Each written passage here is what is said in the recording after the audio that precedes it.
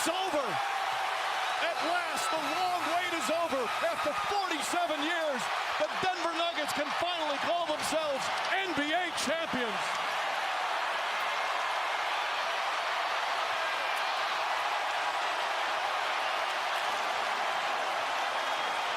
I knew it. I knew it. The Denver Nuggets are officially NBA champions with the obvious finals MVP in Nikola Jokic. Denver in Game 5, not gonna lie, it was an ugly game to say the least. Missing the first 20 out of the 22 attempts from 3. It was a far cry from a typical Nuggets game. But Miami wasn't hitting either, only making 25% of their threes. But a couple of key stops on defense from the Nuggets and clutch buckets from Murray and Jokic sealed the game for the Denver Nuggets. And honestly guys, this isn't some typical team that won a championship and all of a sudden they'll never make it to the finals ever again. No, this team is as young as they are right now. I feel like we're witnessing the passing of the torch. I mean, the Warriors passing the torch to the Denver Nuggets. So in this video, we're finna discuss, are the Denver Nuggets the next legendary dynasty of the NBA? Amen, say man. This is the A-Man Show, back at it again for more content. Make sure y'all subscribe. I post NBA and NFL content. Turn on post notifications so that way y'all don't miss a beat. Anyways, stay tuned and let's get it on.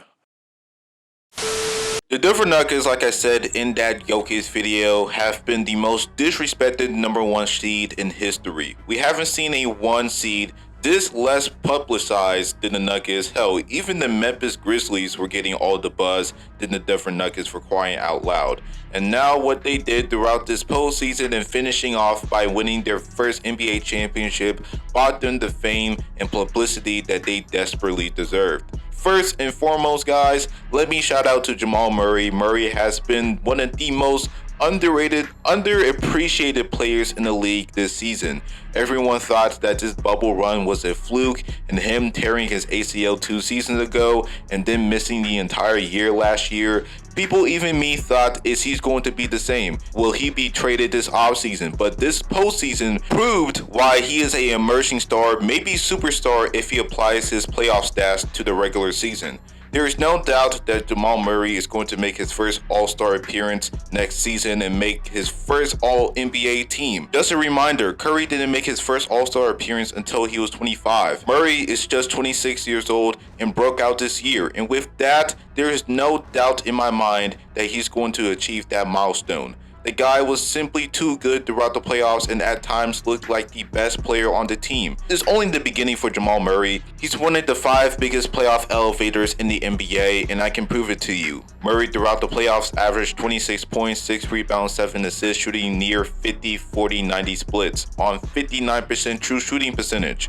This guy is a lethal scorer and shooter, and is going to make a name of himself as one of the best second options in NBA history. And then we move on to the captain on the yacht and the Joker. There's not much I need to say about Nikola Jokic. Like I said, I made a separate video on Jokic. All I'm going to say is that he eliminated every narrative said about him after winning this year's championship, of how he will not win the championship because of his defense, and how he won all these MVPs because of stat padding, yada yada yada bullshit narratives that he put to bed. The man cemented himself as an NBA legend, one of the 10 greatest centers in NBA history, and also the best player in the league. It's only getting started for Jokic and also Murray. And guess what, guys? Both Jokic and Murray had arguably the greatest postseason for a duo, maybe ever. Their points per game as a duo is 3rd most all time, and that is over the likes of Kareem and Magic, LeBron and Kyrie, LeBron and D-Wade, Jordan and Pippen, Bird and McHale, Irving and Moses Malone, while shooting over 50% from the field. And they're the first duo in history to record a triple-double in a game in Game 3 of the NBA Finals. They also averaged the most assists per game than the bunch. We are witnessing a modern remnant of Duncan and Parker. They both play so seamlessly well with one another, and they have cemented as the best duo in the NBA. This is a legendary duo right beneath our eyes, and they're going to dominate the NBA for the next few years. And not just them, but the team is going to dominate the NBA for the next few years and possibly for the entire decade. The reason why I'm making this bold claim is because the team is relatively young.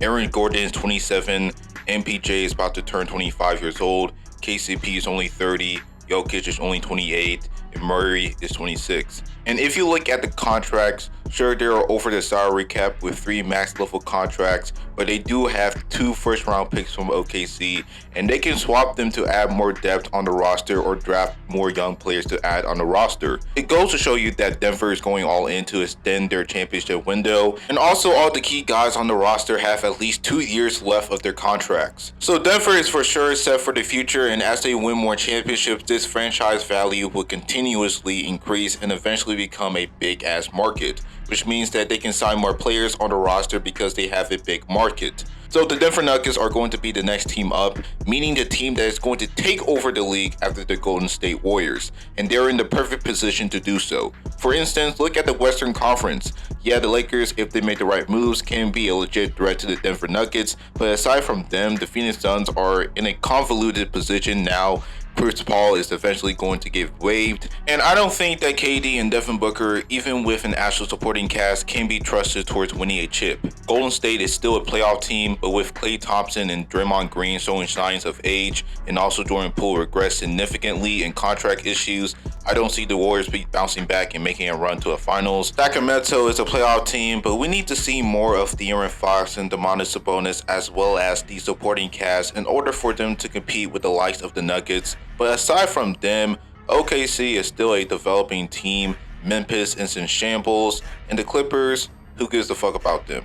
And Dallas have so many issues on the roster for them to compete, and the rest of these teams are lottery teams. So the Western Conference is going to be ran by the Denver Nuggets, and they're the ones who are going to take over the league as probably the greatest team in the last decade. There are not many teams in the league that can actually beat the Denver Nuggets. The only team that can do that is the Milwaukee Bucks if Giannis can develop his game, and by the way, I will be making a in-depth video on Giannis in the near future, so y'all stay tuned for that. Not only the Bucks can be the team to compete with the Nuggets, but the team that the Nuggets just faced in the finals in the Miami Heat, and if they can add more firepower and depth on the roster, which I'm hoping they will do so this offseason, next season they will be another legit threat to Denver as well as the Lakers.